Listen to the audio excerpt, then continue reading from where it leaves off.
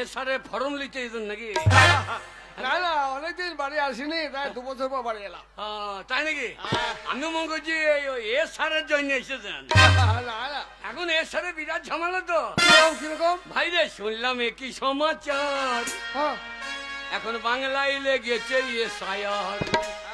ঠিক বলেছো। শুনলাম একই সমাচার, হ্যাঁ, এখন বাংলায় লেগেছে এসআইআর। এখন শুনলাম একই সমাচার, বাংলায় লেগেছে এসআইআর।